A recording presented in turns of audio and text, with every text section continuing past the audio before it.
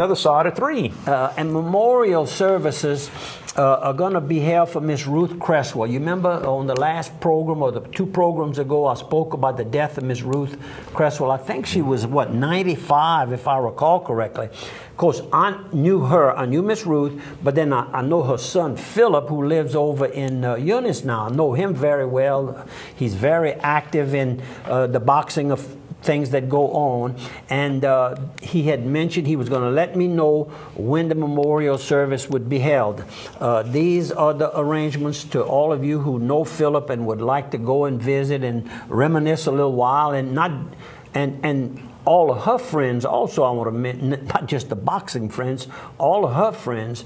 And the services will be held Sunday. Memorial services will be held at Sabia Funeral Home Sunday from 1 to 3. That's visitation. The actual service will take place at 2:30 p.m. That's this Sunday, January the 8th. I'll be out of town for that, Philip, but my very deepest of sympathies. Your mother, I knew her well, very sweet lady. And again, if any of you have any questions, please call me. I'm sure that it'll be in the newspaper either Friday or Sunday's Daily World, the actual notice of it taking place. While taking care of some business over at Tesh Federal Bank here in Opelousas, the Opelousas branch, and that was on the 29th. That would have been Friday, last Friday, or last Thursday. Up walks a gentleman who says, "You don't recognize me, bet you can't call my name." I said, "I recognize the face."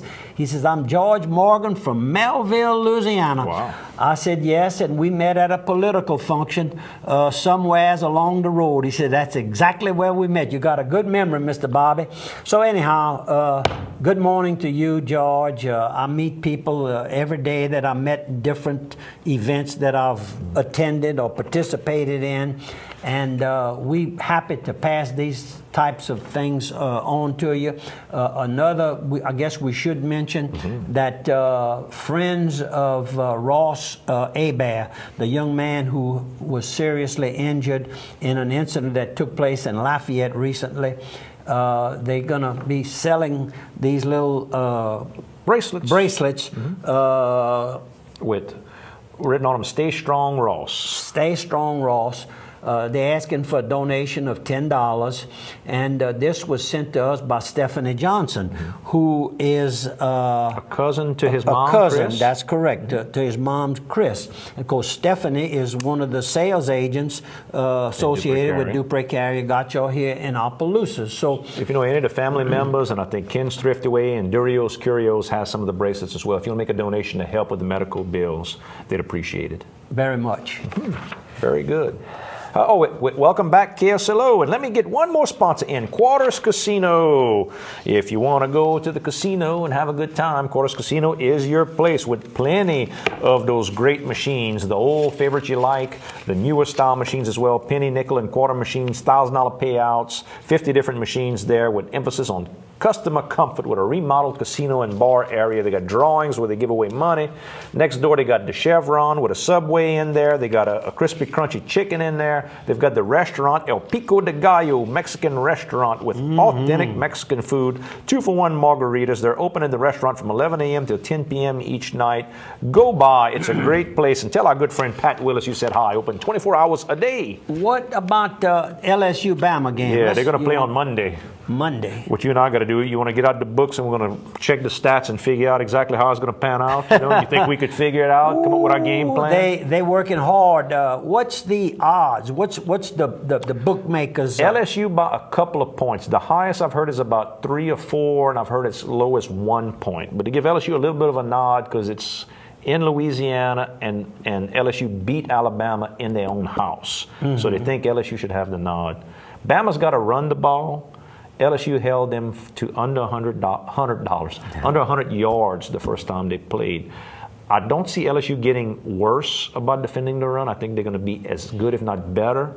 I think that's going to change. I think that's going to be the difference in the game. And LSU is going to play their starting quarterback the whole game, not just half the game. Yeah, That's going to be a big difference. Yeah. That's correct. So we're expecting. That's what I think. That's my prediction. Expecting a huge crowd. Of course, the majority of the people in attendance will be from Louisiana and for LSU. But they're going to have a lot of Alabama people Alabama, too. every ticket they could get their hands on, I'm sure that they had a waiting line. There's plenty of tickets still available. If you got about $7,500, you can buy a pair pretty easily right now. Yeah. But $7,000. And you'd probably get a T-shirt or something to go with it to make it legal. Right, you bought a T-shirt. You're buying the T-shirt. Right. And it's been autographed by some rookie that played 10 years ago.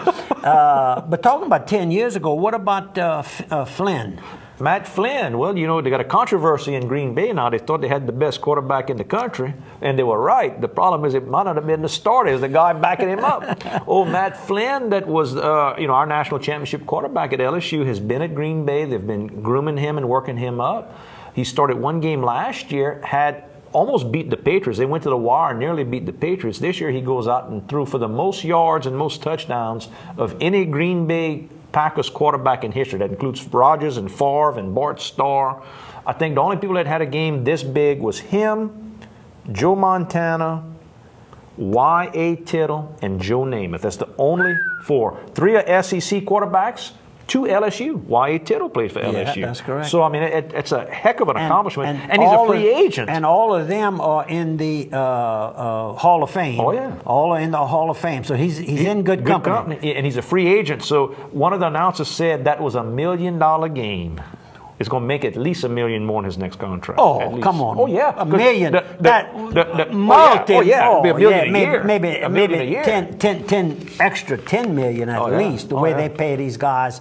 What if our friend Peyton Manning, if the Colts sign him back next year, he makes $28 million.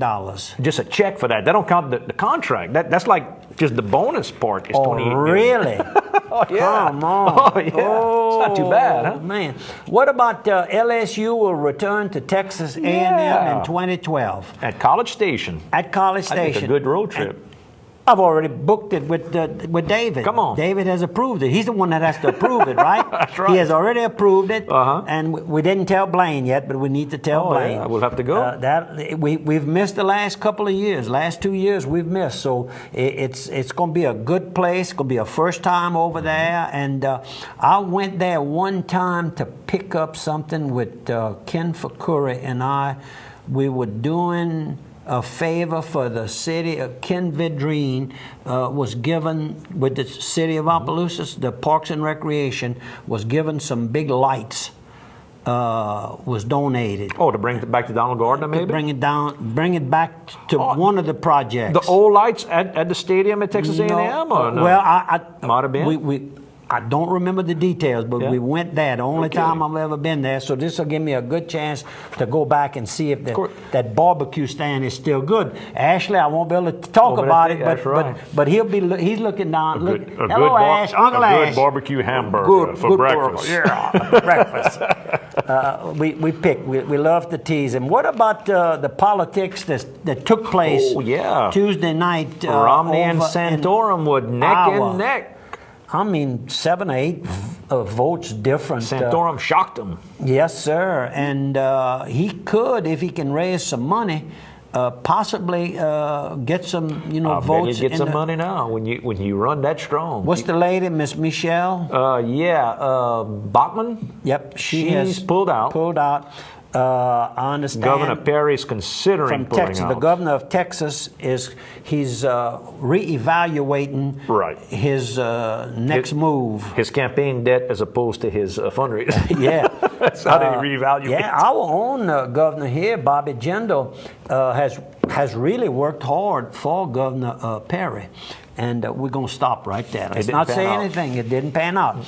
But How about our other governor? Governor Romo was there, but I don't think he did too well either. He was in Iowa.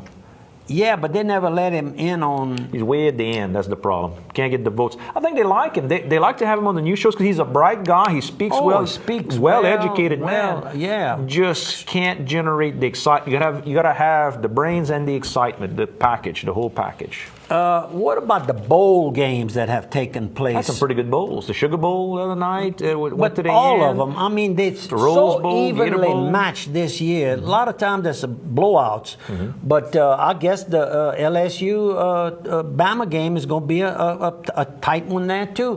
Last night, Michigan and Virginia Tech. Virginia Tech looked like they would have been the winners if you just walked in and out of it. But the final score, they were sloppy. They missed a couple of opportunities to score, and Michigan scored a field goal just before the end of the game. Yeah, just before the end. It wasn't overtime.